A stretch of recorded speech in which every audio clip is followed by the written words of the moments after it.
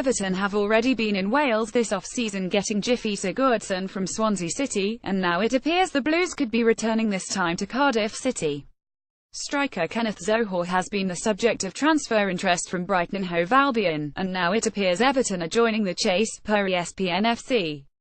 Brighton have had a tough start to the Premier League, picking up their first points of the season in a goalless draw away at Watford, and are yet to score in 3 games. They have had 2 previous bids for the forward already rejected, with Hull City also mentioned as interested parties. Despite knowing for months now that Romelu Lukaku would be leaving the club, Everton had failed to replace the striker as the Toffees strengthened across the squad. That failing is now coming back to bite the Blues as the transfer window is coming to a close and there's only very slim pickings available. Zohore does prove to be an interesting option, but is not the world-class forward that Everton will need to crack the top 6 this season.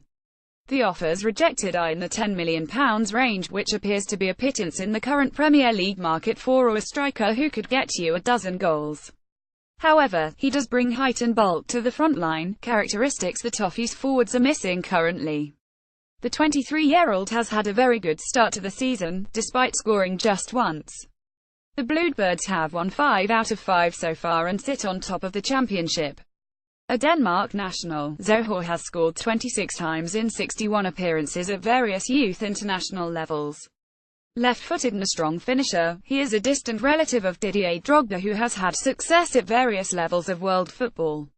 He has proven worth his weight in gold for Cardiff, with a marked improvement under new manager Neil Warnock. This is from World Football Index from a fortnight ago. Zohore is a massive physical presence up front, with the pace and skill to match it. He is the son of Didier Drogba's cousin, and his style certainly has some similarities to his more famous relative. When you look at Zohore up against championship centre-backs, it's hard to not be impressed by his stature. He likes to pick up the ball and run at defenders, taking shots from distance or playing off a teammate to find his way in behind the defence. His size means that he is a danger from set pieces.